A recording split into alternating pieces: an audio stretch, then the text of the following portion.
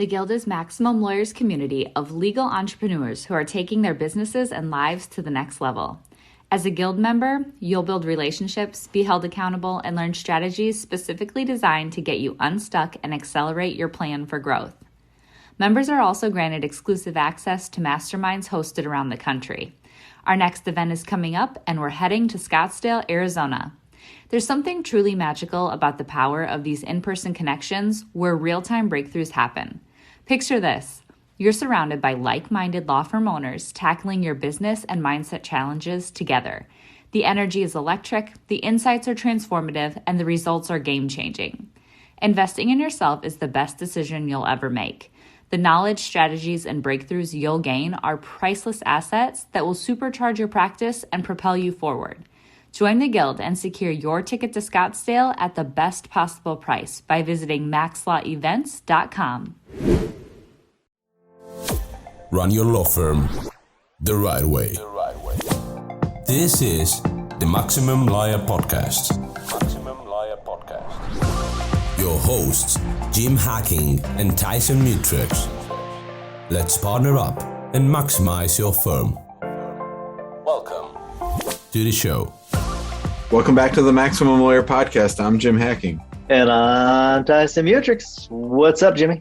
Oh, Tyson, as I often do, I'm looking around my office trying to figure out what's going to be my hack of the week when we get to the end of the show.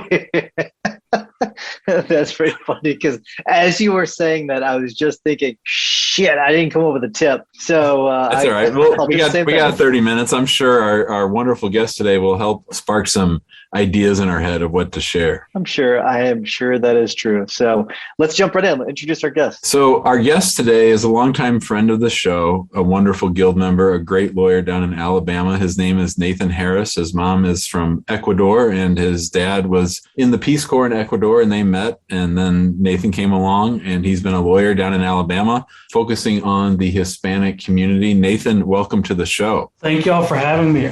Appreciate it. Nathan, so tell us and the listeners about your journey and how you got to where you are now. So my journey started in the 70s, as Jim was alluding to with Dad and the Peace Corps. It's kind of cool. Dad's sitting out on I've got a deck right off my office. He came to visit me this afternoon. He's sitting out there smoking his pipe, drinking tequila, just hanging out with me this afternoon.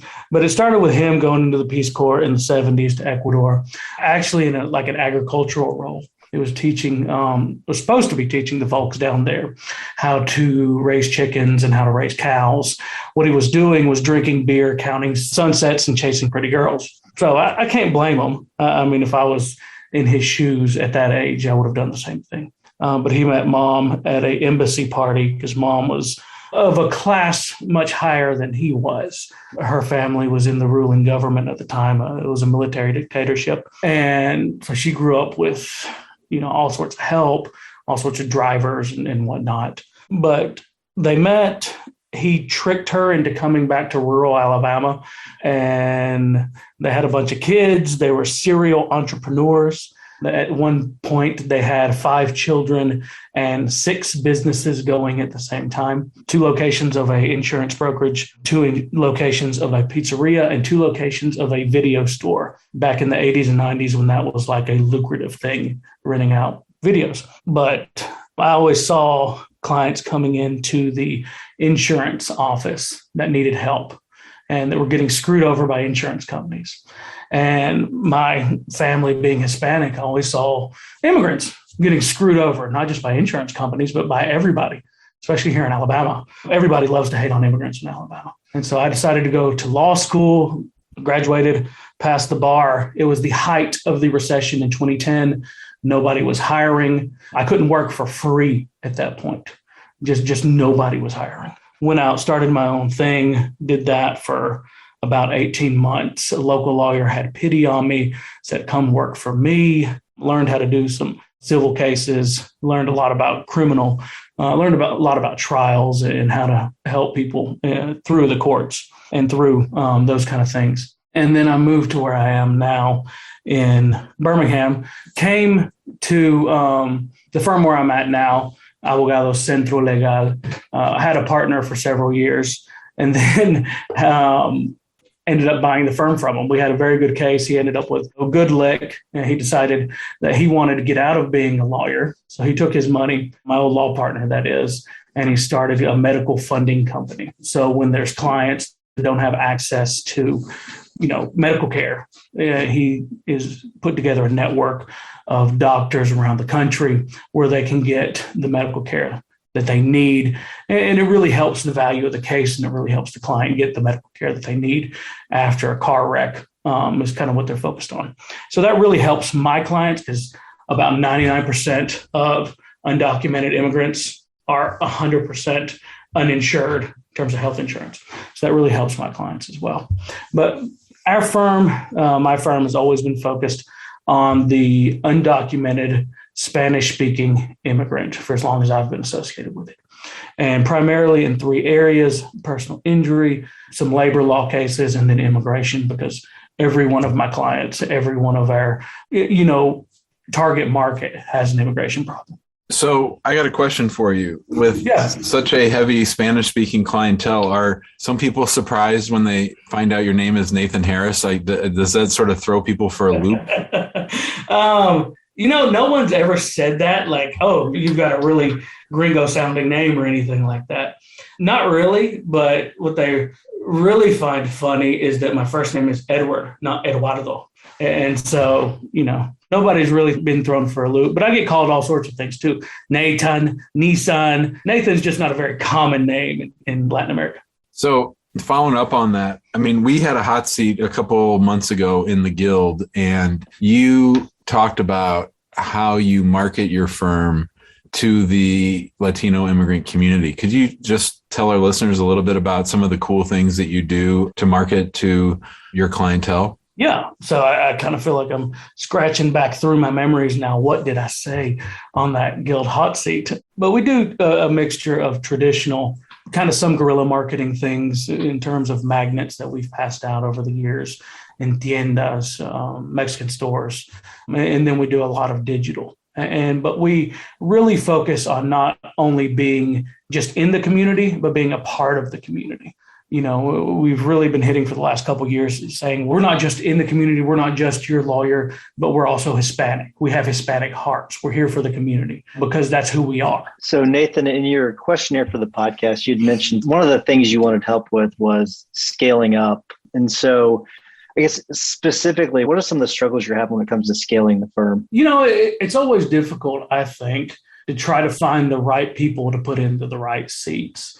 And I'm so glad that Wendy's here with us today, my marketing assistant, because we've looked for a long time to try to find that right person to put in that seat, especially someone that is truly bilingual, truly bicultural, and understands the plight of our clients in a very real and authentic way. So finding people is hard, even before the not great recession, but great whatever walkout that we're in now happened. It's always been very, very difficult to find the right people to fit in those seats. So let me follow up on that, Jim. I guess, what is it about that specific role that you need to find someone for? Is that something that you find that's just taking too much of your time? Do you think that's what's going to accelerate your growth the most? Like, why specifically that position? The marketing assistant position? Right. Yeah, I think it'll absolutely accelerate the growth because I love marketing. I really like it. I dig it. It's what I like to do. I think I'm a better marketer than I am trial lawyer, than I am much better marketer than I am manager of people. But there's just not enough of me to go around. I've got 3 kids, a young wife, XYZ that all of us have pulling us in a million different areas. But I've got all these ideas that I want to implement and all these marketing ideas that I want to do, but I can't be at events every weekend and be at seminars every weekend and be with my family every weekend. And so it's just getting pulled in too many different directions. Do you have a leadership team, Nathan, or is it everybody? Are you the center spoke that everybody comes to ask stuff? Yeah, I do not have a leadership team. And that's something that we, at the mastermind day that I kind of see that I need to start focusing on. And so I've got the book Traction and EOS, looking at that and how that can be implemented in the firm. But no, I don't have a leadership. I'm in the middle and everybody's kind of going off that. Tyson, that's something we haven't really spent a lot of time talking about. But one of the things that's really made a huge change for us is, our leadership team now is up to 4 people. So, obviously it's Amani, my spouse and law partner, and then Adela, who's been with me since day one, and then Laura Clark, who's just a flat out rock star. So just having that, having people to talk to, having people to bounce ideas off of. And when Nathan said, I have lots of ideas that I want to implement, one of the great things about the leadership board at our firm is that they tell me no for most of my ideas, right? Like I have so many ideas that one of the great gifts that they give me is telling me, focus on this for the quarter, maybe do that next quarter, maybe never do that. So, and then the other piece is that center spoke is a real trap. It's a real trap that a lot of law firm owners get into. I was certainly in that place for a really long time. And I think that as far as your issue, Nathan, with finding the right people, I've really come to believe that our job as law firm owners is to find quality people, see what their unique ability is, their special sauce, the thing that they're really, really good at, because most people are only really, really good at one or two things, and then moving them into that area as opposed to trying to fill positions, if you know what I mean. Yeah, I do know what you mean. And that's why when I first looked at EOS, I was like, well, I need to get my wife involved. My wife is a great manager. She'd be great at operations. The problem is we got 3 young kids at home and she is doing that. We homeschool our kids. Yeah, exactly. And she's doing a great, awesome job at it. But she just doesn't have the capacity to come in and do that with the firm too. And we had a conversation probably 2 weeks about that. And she's like, I can either do that or I can be at the house managing that. And, as much as I love my firm, I love my kids more. And so we're going to continue to invest in that and keep doing that and find somebody else to help take on that more management HR role here in the firm. But at the same time, I've got, we've restructured our immigration practice where my immigration attorney is now the head of that practice. And it's going to look like a triangle going down from there, where he's the face, he's the go-to guy for that practice. And then my PI associate, she's going to be the same way. It's going to start with her and go down. I'm still in the PI world because we handle some complex cases, some larger, 7 and 8 figure cases that I like to stay involved in when we refer those out for client purposes and for referral lawyer purposes. So I do stay involved in the firm on that part. So I know that you're doing the EOS now, Nathan. I know that the majority of the people in the guild do EOS, but I actually just so happen to have my scaling up, the people, the function accountability chart, the scaling up uses very similar systems. But what I like about scaling up is it gives you the different functions for the vast majority of companies, and you can change these a little bit. So you've got head of company, marketing, R&D/innovation, sales, which we've changed to leads team, operations, treasury, controller, information technology, human resources, talent development/hiring, customer advocacy. And then we added one also called legal advocacy. And then they also, which I think you might find interesting, because you've got the immigration component plus the injury component, where you actually also will appoint heads of different business units, because you have different business units. Yeah. And as we're launching our estate planning practice, we'll have a different business unit as well. So it is something you might want to look at it just to see if maybe that might fit well for you. But as you begin, it sounds like you are starting to put the people in place, which I think is fantastic.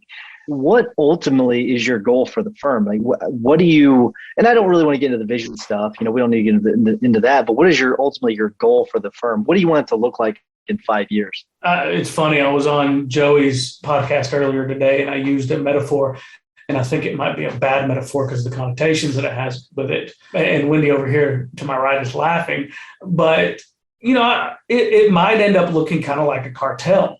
And that's not because I've got, associations with the cartel or anything like that. But, there's a guy at the top. But before Pablo Escobar got, brought in on the drunk driving charge or whatever, and they got his mugshot, nobody really knew what Pablo looked like. Okay. So there was kind of this amorphous head to this big organization. And maybe Xerox is a better company to go with instead of the Colombian cartels. But there's a big organization that's out there. And I want to be the organization in Alabama that's fighting for immigrants, doing some great, great work through immigration and through PI, with me at the very head of it, kind of moving pieces in the background. But I don't have any desire to have my face on a billboard in Times Square, like John Morgan. I don't have, my ego doesn't need that much stroking. That's so funny, because I was in Times Square last Saturday and I said to Tyson that one day my face was going to be up on that billboard. Yeah, so I remember that. I must have that ego. The Guild is an insanely productive community of lawyer entrepreneurs with a growth mindset who share their collective genius and hold each other accountable to take their careers and businesses to the next level. But in 2021, we are upping the game. In addition to exclusive access to the group, FaceTime with the two of us, discounted pricing for live events, and front seat exposure to live recording and podcasts and video, we are mapping out for members the exact growth playbook with our new program, Maximum Lawyer in Minimum Time. As a Guild member, you'll build relationships and experience content specifically designed to complement your plan for growth. For a limited time only, the Maximum Lawyer in Minimum Time program will be offered for free to all new Guild members. Join us by going to maxlawguild.com. You're listening to the Maximum Lawyer Podcast. Our guest today is Nathan Harris, Abogado Nathan. We're really glad to have him. And, obviously we talk a lot in the Guild and in the big group about niching down. And I think it's interesting that you have a niche for sure. There's no doubt about it. It's not a vertical niche. It's a cross-population niche. And so how do you get the two to work together, the two practice areas? Yeah. So it's kind of like we have picked our people group that we're going to work with. And that avatar, and for me, it's a, undocumented immigrant that's here in Alabama, that's between 16 and 65. They work in construction. They may live in a dangerous area of the city. They definitely have a dangerous job. And it's just a high calamity group of people. And that's who we want to help. And that's who calls us. That's who all of our marketing is 100% focused on. All of our marketing is in Spanish, and laser focused on that people group. And so we help them with the personal injury, we help them with the immigration, and we help them with overtime and minimum wage violations in-house. But we also get a lot of other calls for criminal defense and property issues. And, somebody, hasn't paid me for 2 weeks, and it's not an overtime minimum wage issue. It's just a contract issue. So we've got a group of other lawyers that we trust, that we know will do a good job and take care of our immigrant group that we got here in Alabama, and kind of send that out. So that's how we've niched down on that immigrant group, not necessarily our practice areas, but at the same time, we don't take any cases outside of our 3 practice areas. If they don't fit in our pigeonholes, that's not where we're an expert at. So that we're not going to take that case. We're going to send them out to other experts. So Nathan, have you ever thought about taking and just getting rid of some of these practice areas, like 1 or 2 of them, and just focusing on one thing? And why not, if you've not? And by the way, I've changed my profile picture based on. Oh, I thought that was you. I'm sorry. So, yeah, but what is your, what are your thoughts on getting rid of a practice area? Yeah, I've thought about that. And the one that we actually don't have any overtime and minimum wage cases right now, because I've set the bar so high on what it will take to get us involved in one, because they're just so difficult in terms of their time suck. The time suck on my time suck on my associate's time. So we still advertise that we do those, because there's still a lot of issues going on with those. But over the years, we filed over 200 individual FLSA actions. And through that, we've been able to effectuate change in Mid and North Alabama, the way that the Mexican restaurants, the Chinese restaurants, the hotels are paying these immigrants. And so now it's not nearly as big of a problem as it was, say, 6-7 years ago, when we were really blowing and going in that practice area. So we're not really doing anything in that group, but we still advertise it. We still keep it on everything, because people know us by that work we've done and by those results we've gotten. In terms of immigration, I don't really want to get rid of that. I know that we have a big group of immigrants and immigrant clients that we represent in that practice area. And so 5 to 10% of our PI cases are direct referrals from our immigration cases. So they have a case in each practice group. But in addition, that doesn't take into account to family members that they refer to us, to friends they refer to us. Some of our biggest, 7-figure cases come from, we represented them in an immigration capacity 5 years ago. They remember that we were there for them, that we helped them, we fought for them, and they trust us. Even when there's other lawyers here in Alabama that are running that case, knocking on their door, trying to get them to sign up with them, they call us, ask us to come out, ask us to help them with that. That's awesome. Nathan, I believe we've talked before about you have outsourced some of your team, that you don't have your entire team in the United States. Can you talk to us a little bit about that? Yeah. So we've got 2 team members that are in South America. One is through Sandy Van's group, and we do a lot of PI, kind of some smaller PI cases where there's a property damage component. And so we've got her in charge of negotiating that property damage component. And that's because all of our clients that are involved in a car wreck are always pissed off because their car's messed up. And so I didn't want to be that lawyer and say, well, we can't help you with your car, go do that yourself.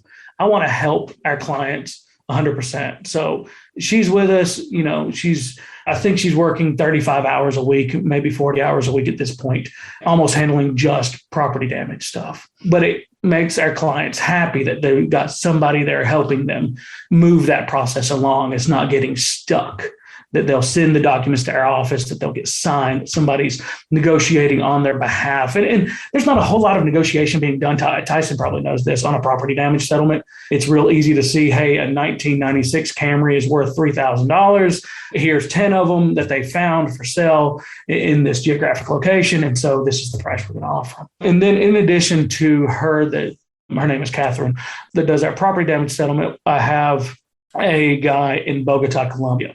He used to be in-house here for years and years, and he decided to move back, get married, start a family, be with his family in Colombia. So he works directly for us, but from Colombia. He has, for the last 9 years, he's worked virtually for us.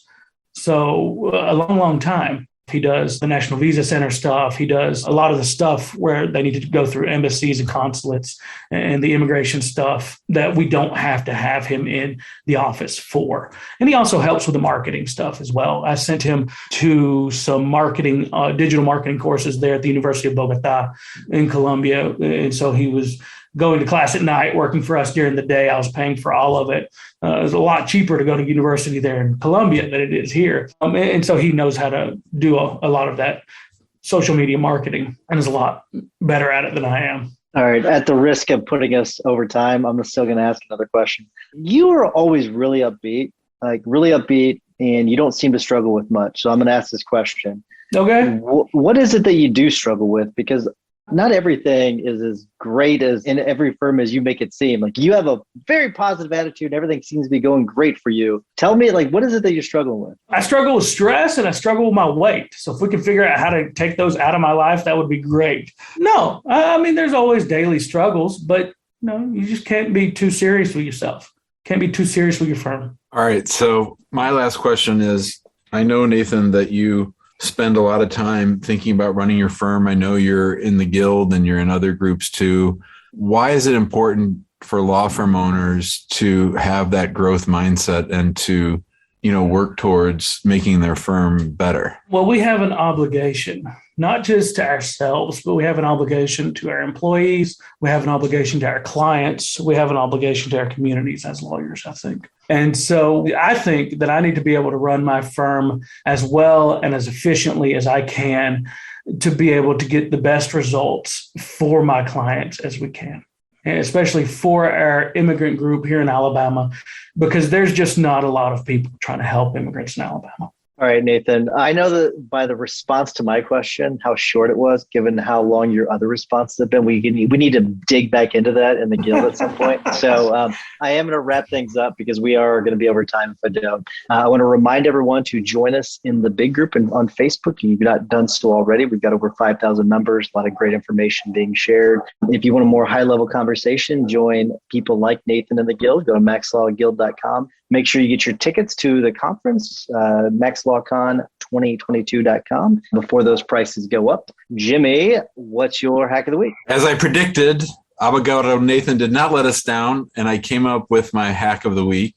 And that is, there's a great TED Talk and a great chapter in Stephen Levitt's book about how drug dealers run their business like McDonald's. If you haven't read Freakonomics, it'll blow your mind on things to think about. But Nathan is right that there are a lot of lessons to be learned in how to run your business, whether your name is Ray Kroc or Pablo Escobar. So I highly recommend at least watching the TED Talk, if not reading the book. I love Stephen Levitt. Stephen Levitt is so good. His podcast is fantastic too. So good stuff. All right, Nathan, what is your tip or hack of the week? I forgot I was supposed to come up with one. So the tip or hack of the week, I'm going to just shoot off the cuff here, is to listen to the Max Law podcast and get those golden nuggets out of there and implement them into your firm. Love it. So I got the cheat because our good friend Jay Ruane sent me a text because he's watching with the tip of the week. So it's fantastic. He gave me one. By the way, fantastic product, finalized. Go to maxlawaccountability.com to get the finalized product. It's a great accountability tool. So check it out. But that's not the tip. The tip is lorman.com, LORMAN.com.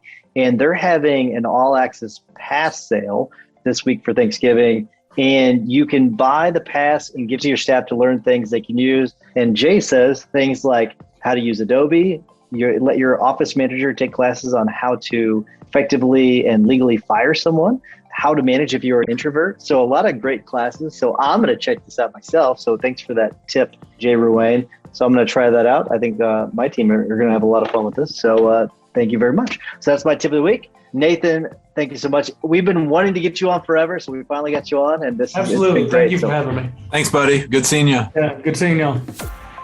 Thanks for listening to the Maximum Lawyer Podcast. To stay in contact with your host and to access more content, go to MaximumLawyer.com. Have a great week and catch you next time.